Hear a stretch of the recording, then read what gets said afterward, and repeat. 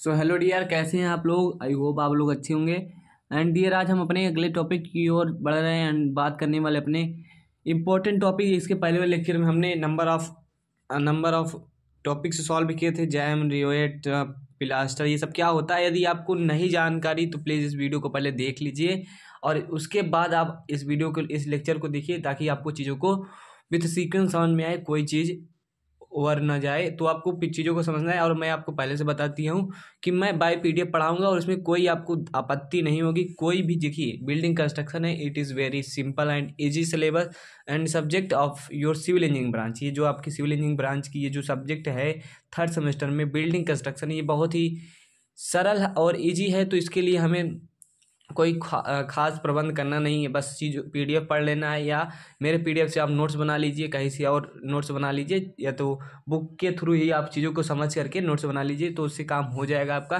तो चलिए without wasting time topic की ओर चलते हैं। जैसा कि हम जानते हैं कि आज का हमारा टॉपिक क्या है, जो कि टॉपिक आपकी स्क्रीन पर शो हो रहा होगा। टॉपिक है हमारा कंस्ट्रक्शन ऑफ ब्रिक वाल। देखिए, आपको पहले बता दे रहा हूँ, जो मैं आपको पढ़ा रहा हूँ वो पूरा बाई सिलेबस है, बीटीयूपी के सिलेबस के अकॉर्डिंग है। इसमें कोई इधर उधर की चीज़ें नहीं है, बीटीयूपी के सिलेबस के अकॉर्डिंग हम चल रहे हैं।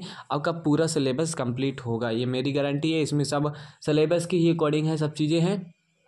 तो आप बस पीडीएफ को पढ़ लीजिए। पीडीएफ नहीं पढ़ पाएंगे तो क्या करेंगे, आप प्लीज़ करके चीज़ों को समझिए। और मैं आपको बताता चल रहा हूँ हर एक टॉपिक के बारे में, हर एक पॉइंट के बारे में इस डिस्क्राइब करते हुए चल रहा हूँ। तो प्लीज़ वीडियो में कंटिन्यू बने रहिए। आपका जो पूरा पीडीएफ है बाई सिलेबस, वो भी नए सिलेबस 2023-24 के सिलेबस के अनुसार ये बनाया गया है। तो आप प्लीज़ करके वीडियो को कंटिन्यू देखते रहिए और चीज़ों को समझते रहिए। पीडीएफ भी आपको मिल जाएगा टेलीग्राम ग्रुप पे। चलिए चीज़ों को समझते हैं। जैसा कि आप देख सकते हैं, कंस्ट्रक्शन ऑफ ब्रिक वाल क्या है। कंस्ट्रक्शन ऑफ ब्रिक वाल है, जिसमें हम समझते हैं इसमें ज़्यादा कुछ है नहीं। ये हमारा क्या है कि ईंट दीवार बनाना काफ़ी आसान होता है। देखिए, आपको अभी समझना है, फिर आगे हम जो चीज़ें मिलेंगी उसको क्लियर करेंगे। दीवार के निर्माण में निम्न कार्य करने पड़ते हैं, बहुत ही आसान है। क्या होता है कि जो ब्रिक मशीनरी, ब्रिक का कार्य होता है, ब्रिक की चिनाई होता है, और उसकी दीवार जो बनाना होता है वो काफ़ी ज़्यादा आसान होता है। और उसमें क्या होता है, हमें निम्न कार्य करने पड़ते हैं, निम्न बातों का ध्यान रखना पड़ता है। ये सब चीज़ें इसमें दी गई हैं, तो इसको हम समझ लेते हैं थोड़ा बहुत। और ज़्यादा कोई कुछ खास है नहीं, आपको मैं बार बार ये चीज़ें बता रहा हूँ। देखिए, क्या है बॉन्ड अभी आप थोड़ा सा इंतजार कीजिए। बॉन्ड क्या होता है, यदि किसी बॉन्ड, देखिए हमें पढ़ रहे हैं कंस्ट्रक्शन ऑफ ब्रिक वाल। अगर वाल बनाने के लिए हमें कहा गया है तो क्या करेंगे, यदि किसी बॉन्ड का स्पष्ट निर्देश न कहा गया हो, न दिया गया हो, तो इंग्लिश बॉन्ड अपनानी चाहिए। अब कहेंगे इंग्लिश बॉन्ड क्या है, ये तो कुछ जानते हैं, बॉन्ड ही नहीं जानते। तो रुकिए, बस 1 से 2 मिनट आगे टॉपिक है, इसको हम बता रहे हैं कि बॉन्ड क्या होता है। क्लियर है, तो इंग्लिश बॉन्ड का प्रयोग करना चाहिए। इंग्लिश बॉन्ड क्या होती है ये भी जान जाएंगे भी। अगला क्या है, सिलेक्शन ऑफ ब्रिक। जो ब्रिक होती है, ईंट अच्छी तरह होनी चाहिए, सुंदर की। आप इसको अपने से लिख सकते हैं यार, कुछ है नहीं इसमें। देखिए, ईंट का जो सिलेक्शन करेंगे, चुनाव करेंगे, मतलब इस हिंदी क्या होगा, ईंट का चुनाव, अच्छी ईंट का चुनाव।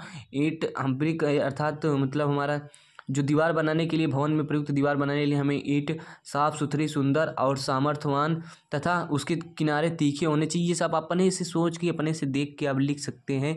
पीडीएफ पढ़े या नहीं, ऐसा टॉपिक ही है कि आप दिमाग लगाइए, बस सोचने की क्षमता को बढ़ाइए। बस अच्छी ईंट अच्छी तरह सुंदर, किनारे तीखे, एवं जो किनारे तीखे मतलब किनारे जो हमारे शार्प होने चाहिए। कैसे, जो हमारे किनारे हैं वो हमारे एकदम किनारे शार्प होने चाहिए।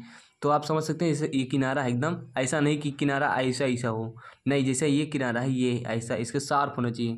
ये चीज़ें हैं, तो किनारे तीखे होने चाहिए और सतह समान वाली होनी चाहिए, चयन करना चाहिए। एवं यह अच्छी तरह पकी होनी चाहिए और सतह समान मतलब कि सरफेस जो है ऊबड़ खाबड़ ना हो, ऐसी होनी चाहिए, एकदम प्लेन हो, ना कि जो हमारी इसकी सरफेस है ऊपर की खुरदरी ना हो, इस तोरफ ना हो, नहीं होनी चाहिए। ये सब चीज़ें कहा गया है इसमें।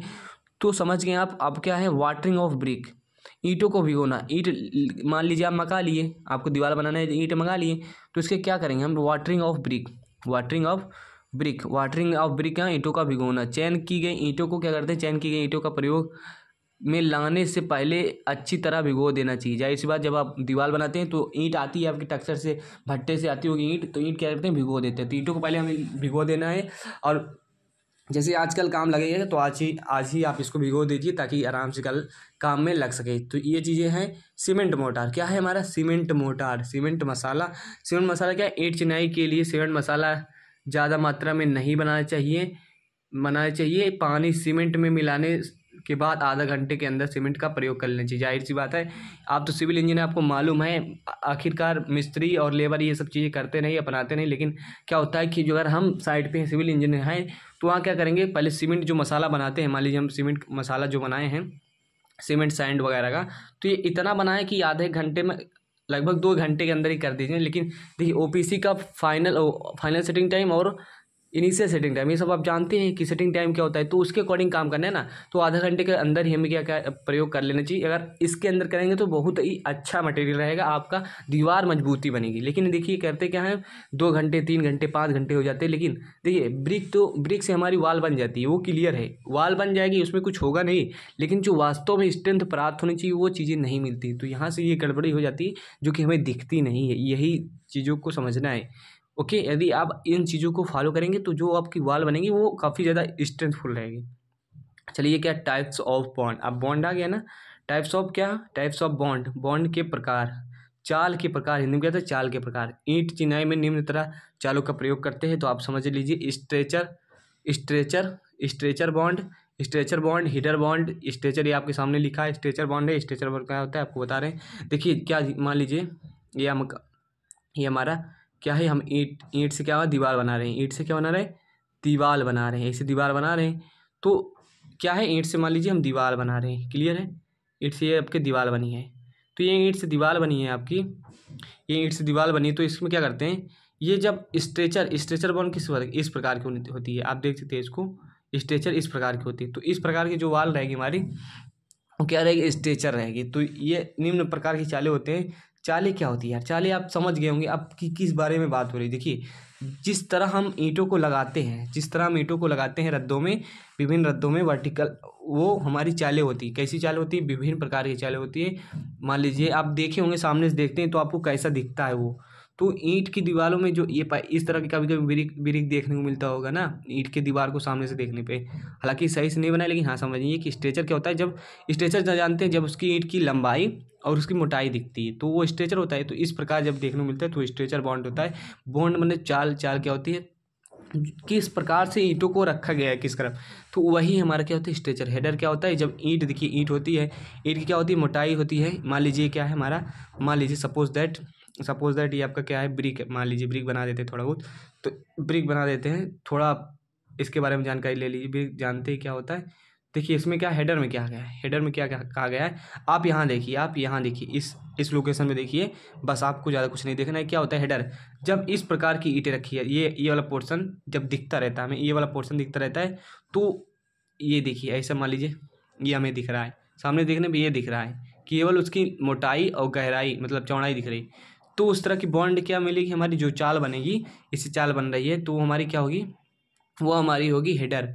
इसको हेडर बोलते हैं और उसको सामने से देखने वाले में स्ट्रेचर बोलते हैं। तो ये हमारी क्या हो गई, ये हमारी हो गई हेडर बॉन्ड।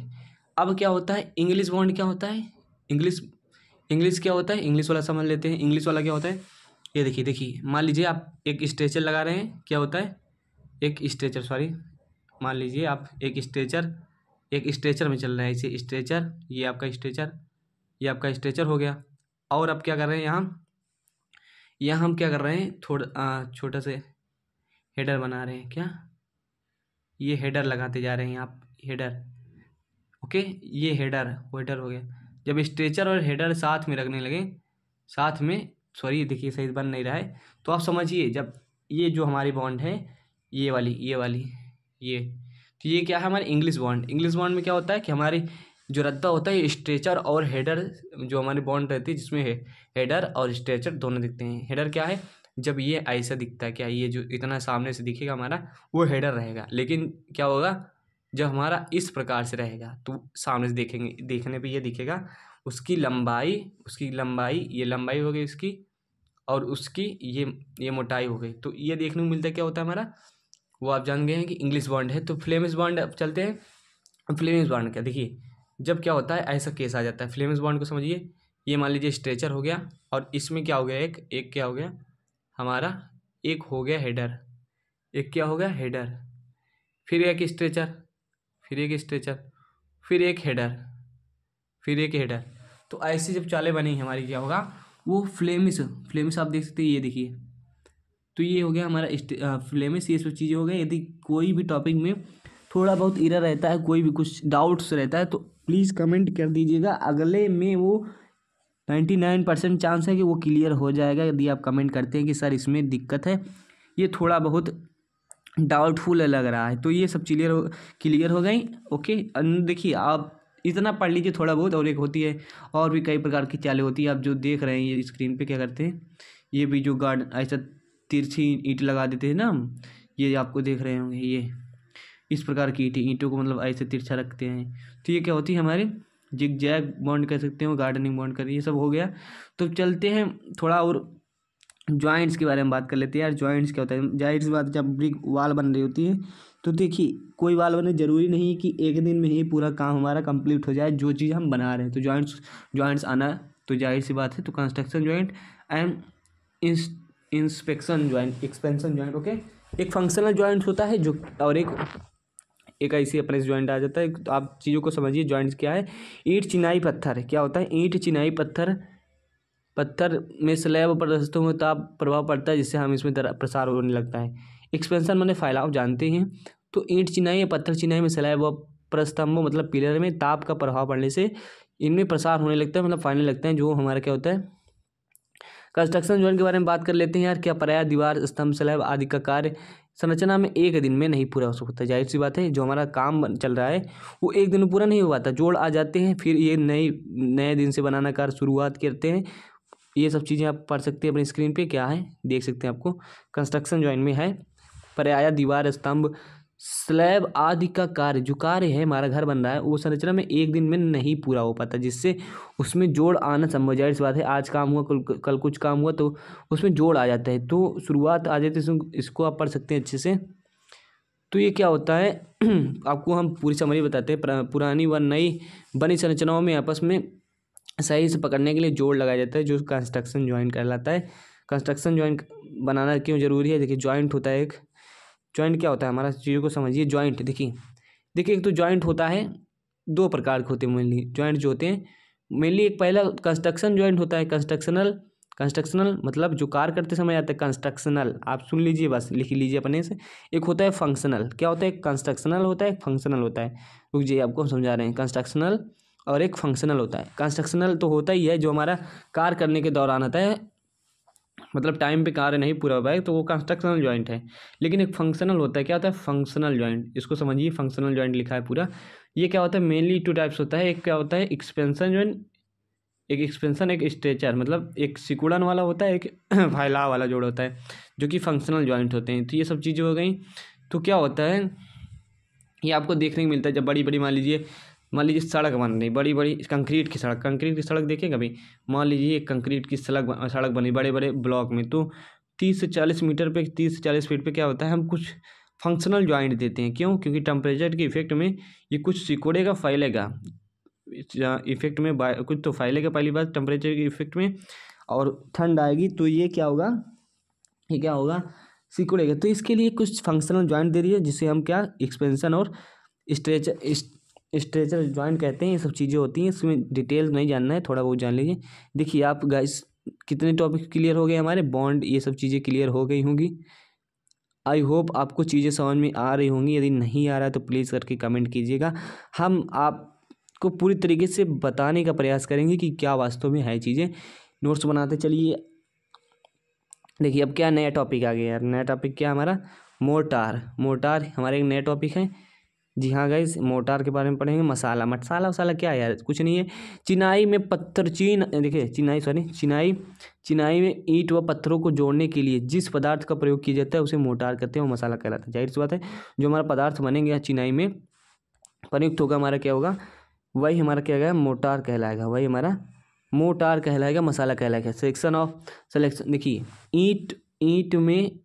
ईंट व पत्थरों की चिनाई जानते हैं क्या होता है, जिस पदार्थ का प्रयोग किया जाता है वही हमारा मोटार कहलाता है। मोटार किससे बनता है, जनरली हमारा इसके बारे में आगे पढ़ रहे हैं। क्या होता है मोटार जनरली हमारा सीमेंट बालू का बनता है। मसाला यार वही हमारा उससे बनता है। तो सिलेक्शन ऑफ मोटार क्या करेंगे, इसके बारे में जान लेते हैं थोड़ा बहुत। सिलेक्शन क्या है हमारा, चुनाव जो है मोटार मसाले का चुनाव। इंग्लिश में लिखा है हिंदी में भी इसका कोई कठिन अर्थ है नहीं जो आपको समझना है। ओके, तो सिलेक्शन ऑफ मोटार हो गया। आई होप ये चीज़ें क्लियर हो रही होंगी। एंड अब समझते हैं कि सिलेक्शन ऑफ मोटार में क्या है। मोटार मोटार मतलब मोटार का सिलेक्शन करते समय निम्न बातों का ध्यान रखना चाहिए। निम्न बातों का ध्यान रखना चाहिए। कौन सी बात है इसमें? इसे वर्केबल होना चाहिए। जो मसाला बनाए जाहिर सी बात है वर्केबल मतलब आसानी से यूजेबल हो जाए। यह नहीं कि बहुत हल्का है, बहुत गीला है, बहुत कठोर है, तो ऐसा नहीं होना चाहिए। मतलब वर्केबल हो चाहिए, आसानी से उसको करने से। और किसी भी मतलब जो हमारा इंस्ट्रूमेंट होते हैं जिसके साथ हम घर बनाते हैं यार, दीवार बनाते हैं, चिनाई करते हैं, तो वो आसानी से वर्केबल होना चाहिए। बस कहने की यही मतलब है। ओके, यह शीघ्र जमकर कठोर हो जाना चाहिए। तुरंत जमकर नहीं कठोर, मतलब जाहिर सी बात है ऐसा नहीं कि कठोर ही न हो, जमे ही ना, तो ऐसा नहीं है। शीघ्र जमकर कठोर होना चाहिए। मतलब आप समझते हैं ना, मान लीजिए आपको मसाला बनाए, उसको दीवार में लगा दिए, तो वो कठोर होना चाहिए। ऐसा नहीं कि लगाएं, अब मसाला आप बनाए हैं कठोर ही नहीं हो रहा है, तो ये गलत बात है। मतलब एक फिक्स टाइम पे सब चीज़ें होनी चाहिए तो ठीक होता है मोटार हमारा। ये नहीं कि तुरंत ही कठोर हो जाए, ऐसा भी गलत है। जाहिर सी बात है, मान लीजिए आप ट्रांसपोर्ट कर रहे हैं, यहाँ से वहाँ ले जा रहे हैं, एक स्थान से दूसरे, उतने ही 5 मिनट में कठोर हो जा रहा थी, गलत बात। मतलब एक निश्चित समय के अंतराल में सब कुछ होना चाहिए, साइज टाइम पे सिस्टमेटिक होना चाहिए। तो ये हो गया हमारा। इससे मजबूत और टिकाऊ और जलसा होना चाहिए। इससे मजबूत, टिकाऊ और जलसा होना चाहिए, ये तो होना ही चाहिए। एंड अगला हमारा टॉपिक है इसकी संपीड़न, तनन तथा अभिलाग अच्छी होनी चाहिए। तो ये सब चीज़ें होनी चाहिए। प्रॉपर्टी है, एक सिलेक्शन है, क्या है, सिलेक्शन ऑफ मोटार है। अब टाइप्स ऑफ मोटार की बात कर लेते हैं थोड़ा। टाइप्स ऑफ मोटार क्या है, मतलब मसाले के प्रकार। Types of mortar: mud mortar, गिट्टी गारा मसाला, cement sand mortar, cement lime sand mortar. Okay, तो ये बाइंडिंग मटेरियल के आधार पे ही सब कुछ है। सो गैस, ये आपका हो गया टाइप्स ऑफ मोटार। आप देख सकते हैं कि मोटार हमारे मसाले के प्रकार हो गए, और ये सब चीज़ें हो गई। सीमेंट सैंड के हो सकते हैं, और हमारे सैंड मतलब ये सब चीज़ों के आधार पे हो सकते हैं हमारे टाइप्स ऑफ मोटार। सो आप प्लीज़, वीडियो इतना ही। अब मिलते हैं नेक्स्ट वीडियो में, तब तक के लिए बाय बाय। क्योंकि नंबर ऑफ़ टॉपिक्स हमने पढ़ लिए हैं और काफ़ी ज़्यादा लंबा वीडियो हो रहा है। सो मिलते हैं नेक्स्ट वीडियो में, तब तक के लिए bye bye. Okay, take care, thanks.